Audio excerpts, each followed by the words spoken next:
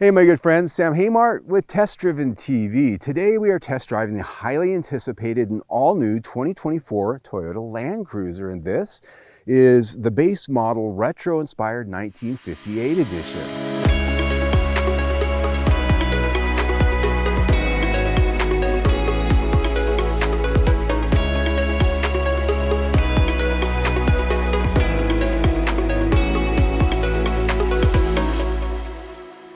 All right, my friends, let's talk about the 2024 Toyota Land Cruiser. This is the 1958, which is one of 3 trim grades available for this year. This is the base model, and when you look at it, well, you can tell because it looks like a base model. Now, before we get too much further, let's talk about what it is, because around the world, Land Cruiser is available in a couple different series. There is the smaller one, which is this one. There is the larger one, which we used to get here as the Land Cruiser in North America. Nowadays, we don't get that anymore. What they've essentially done for North America is they have made the Land Cruiser as a brand a more affordable, downsized vehicle that's not pushing $100,000 like it used to. And so, as tested, the 1958 that we have here is $60,000 and some change. The base price is right around $55,56. This has a number of options on it, which we'll talk about as we go along.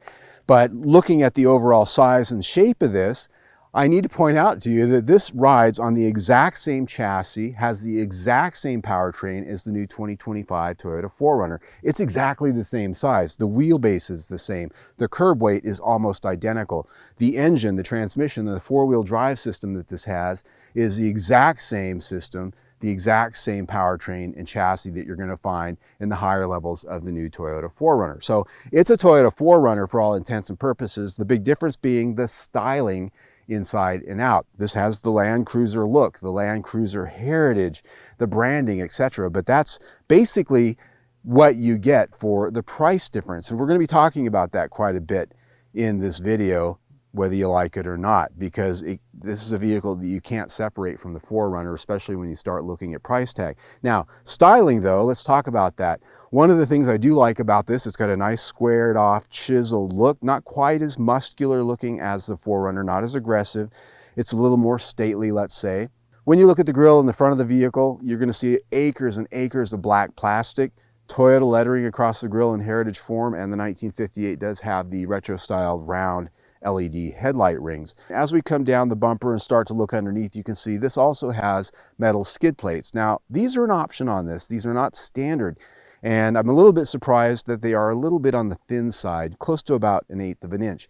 If you get skid plates on the TRD Pro on the 4Runner, they're quite a bit more robust. So if you really want that kind of stuff, the Toyota 4Runner is probably going to be a better choice. These skid plates are just almost skid plate name only. I like that they've done the wheel arches in a squared off 45-degree chamfered sort of style. It adds a little bit of a brawn to the overall look. The wheels on this though, 18-inch alloys on this one with a tire that's essentially a street tire for all intents and purposes. For me, these wheels are a little bit dainty looking. They're a little doily. They look like little daisy flowers, like something you might find on grandma's sedan. I just don't think they fit with the overall style and look of this vehicle, let alone the purpose of it.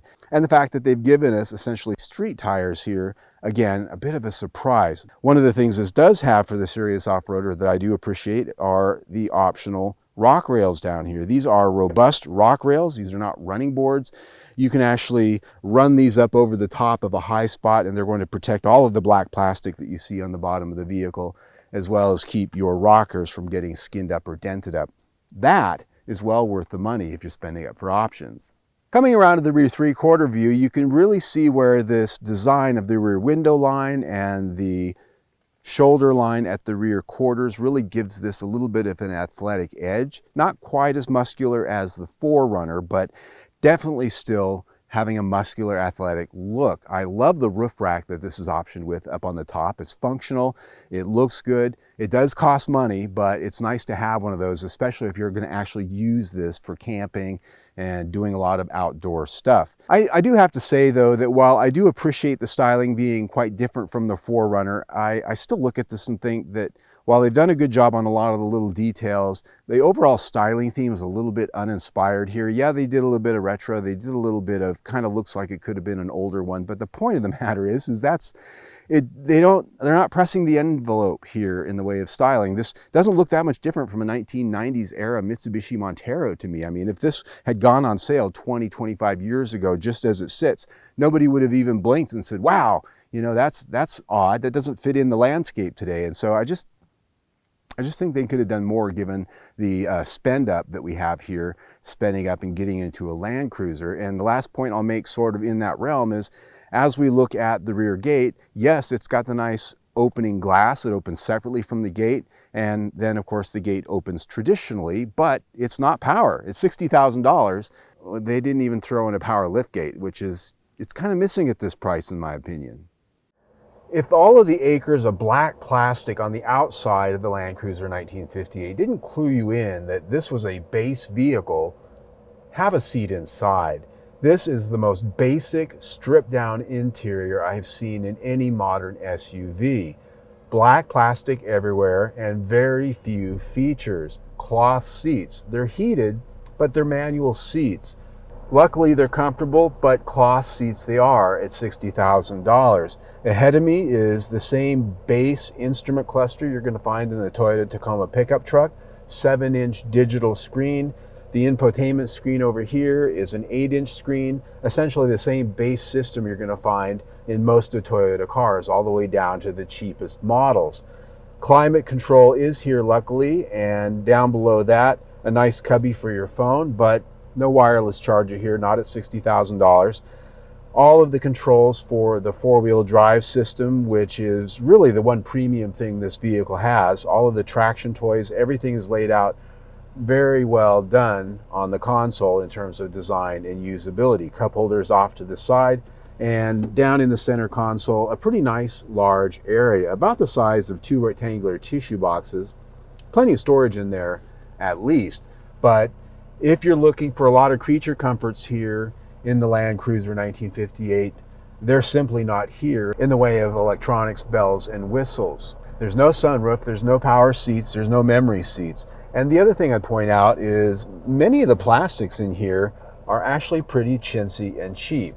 This doesn't even have some of the soft touch stitch materials that we find in the mid-grade SUVs from Toyota that cost quite a bit less. It's black plastic. The rear seat of the Land Cruiser is a 3-across flat bench seat, and as you can see, space is pretty reasonable back here. These seats are set for my height, about 5'9" with the boots I'm wearing.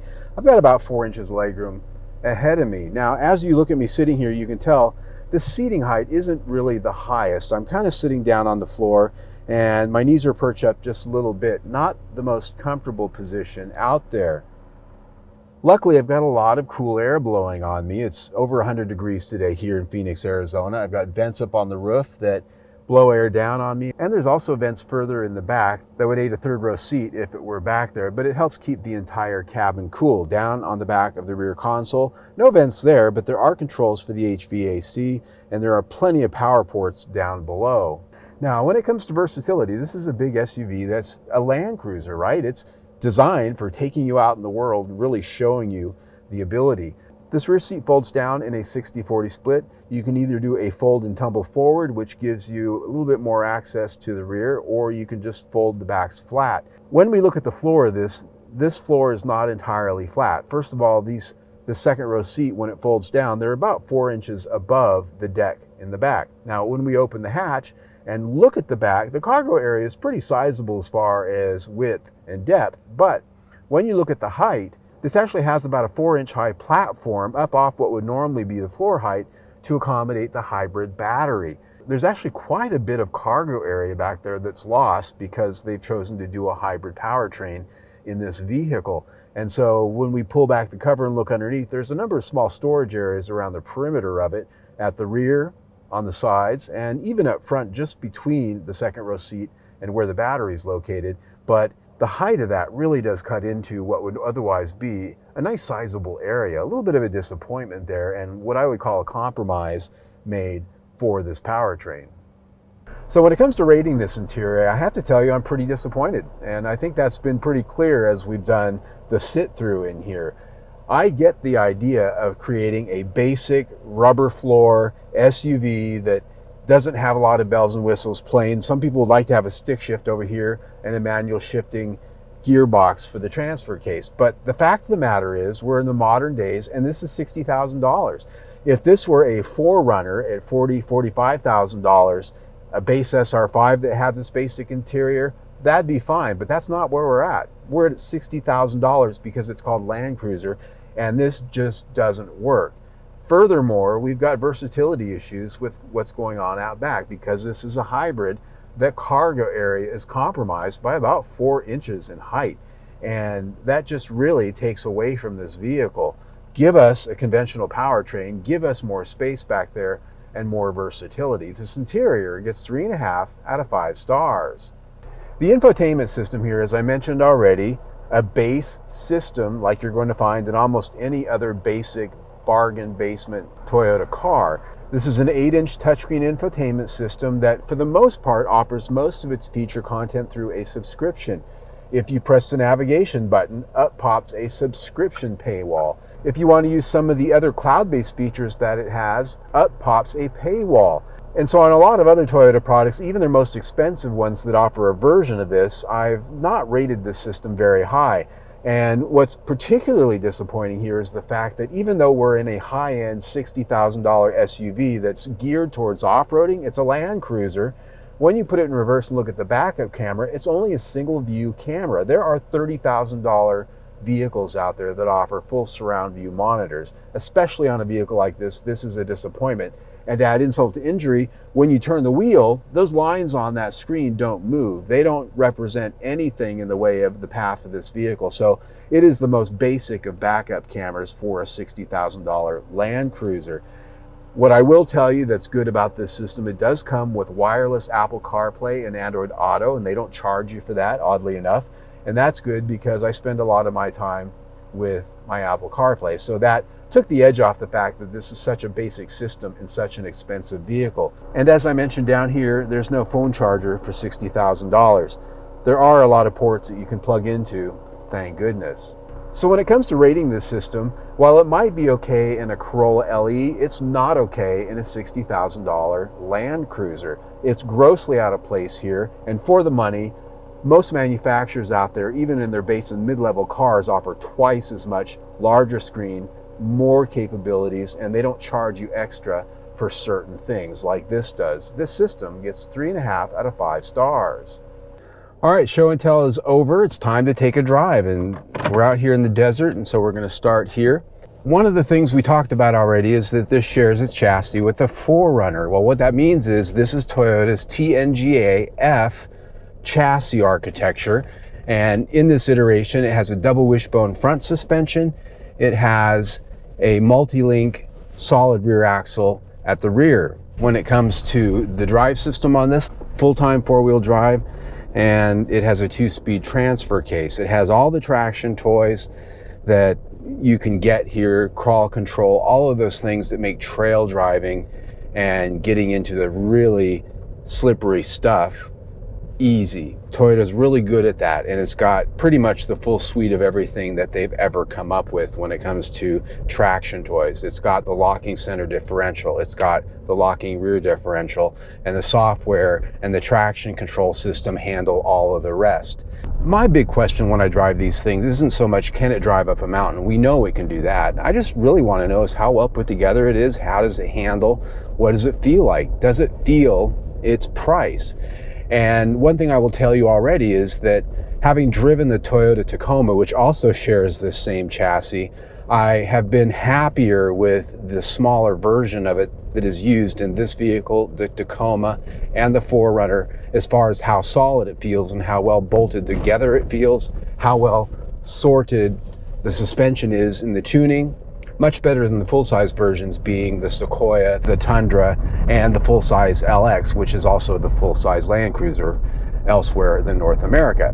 So all of that said, I'm driving down my favorite washboard road here, which, while not true off-roading, gives us a really good window into how well put together this is. And I've got to tell you that this vehicle does skate down this road with a pretty good level of isolation. It feels mostly solid. I am getting some shuddering in the structure and a little bit of vibration in the steering over some of this vibrating surface. And when it does get a little bit rougher, there is a sense that we are definitely on a body-on-frame vehicle, which is to say it's not quite as solid sometimes as you get with a unibody vehicle. There's a little bit of vibration and shuddering going on, and for the most part the interior trim in here feels good.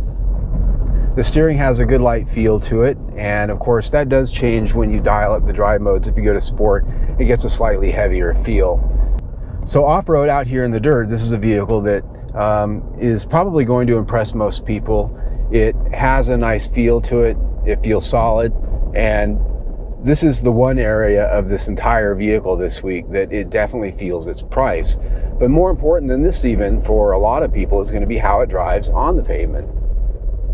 Out here on my favorite back road on the pavement, this is a vehicle that continues to impress with the feeling of a well sorted out chassis. It feels solid at speed at 70 miles an hour. Road noise is on the medium to low level, so the noise and the wind noise is pretty low. In fact, even though this is far from an aerodynamic vehicle, there's very little wind noise here, and even with that roof rack, I do find that quite impressive. It tracks down the road in a pretty precise manner, which I like in a body-on-frame vehicle.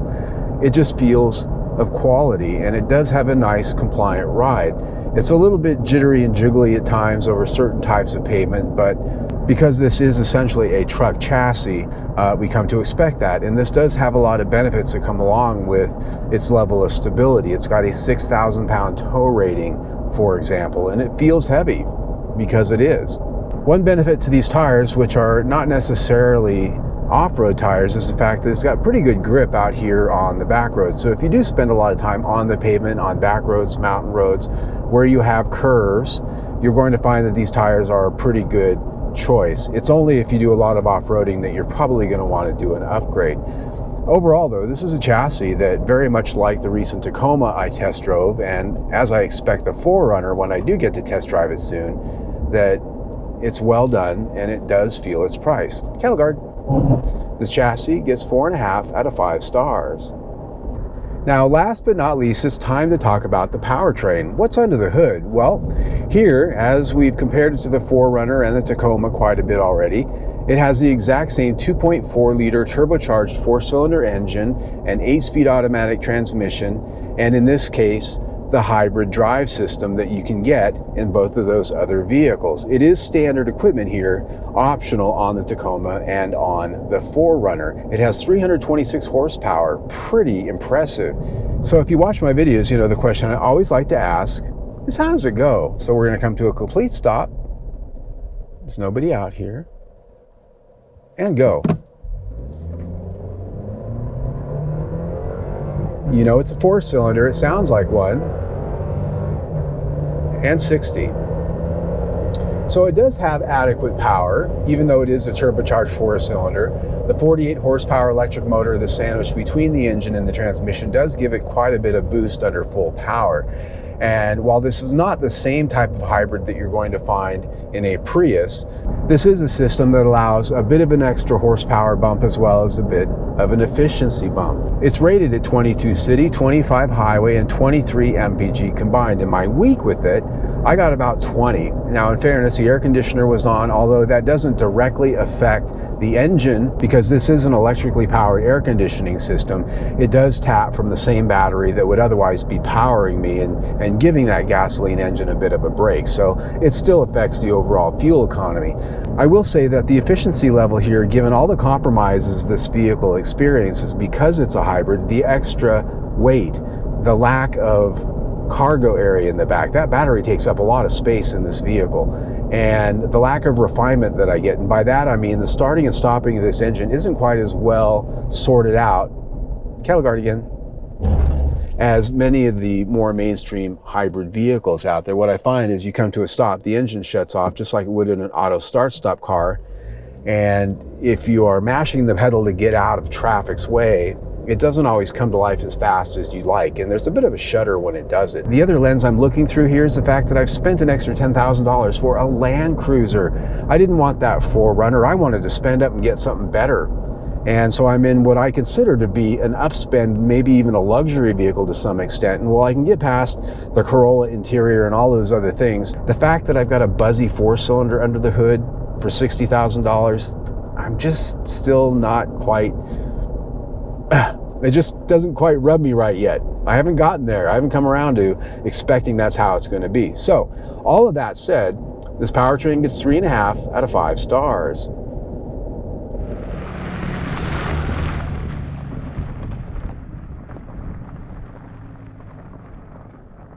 All right, my friends, we've had a good look at it inside now. We've taken it for a drive, and we've talked about a lot of the things that I've observed about this vehicle, my opinions, my thoughts, as it were, and that's what I do here. I render my opinion, my judgment. And so now we got to talk about value and competitiveness. So like we've talked about plenty of times already in this video, mechanically, structurally, and in spec, this is the same exact vehicle as the new 2025 Toyota 4Runner. It's the exact same size. It's got the exact same powertrain, the exact same chassis, and the exact same four-wheel drive system, admittedly for the high-end 4Runner. So you do get an upgrade there, but outside of that, the rest of this vehicle, as tested, is a base Corolla inside and out. It's got the base plain black plastic base Corolla interior, the base Corolla features, base Corolla exterior design, those wheels. These wheels look like they belong on grandma's Camry. I'm really shocked that they put wheels like this on a rugged off-road vehicle. They just don't fit, in my opinion. But that's where this whole thing comes together for me, is $60,000 for this is about $10,000 more than on average what you're going to find pricing for on the 4Runner. And I think for $60,000 spent on a 4Runner, you're going to get a lot more vehicle. You're going to get the hybrid powertrain. You're going to get some of the upgrades mechanically, but you're also going to get a lot more in the way of style and features and creature comforts. And so I'm having a tough time with that. So if you've got money to spend on the Land Cruiser just because you want that name right there, and maybe the flavor and the design, the fashion accessory, as it were, to carry around and show your friends, look, I have a Land Cruiser, then maybe this is worth the money to you. But when I look at dollars and cents and compare it to the 4Runner sitting on the other side of this showroom, no way, Jose. This is just way overpriced for no good reason. So that's my opinion. And so I put that into the value score here, 3 out of 5 stars. When you put that in with everything we've already talked about, it's 3.7 stars for the total review on this vehicle. I just think money better spent on the 4Runner. That's it. That's as simple as it gets. So if you like what we do, if you're not hating on me already, you can see our latest video right there. Better yet, subscribe to our YouTube channel right down there. Either way, stay tuned.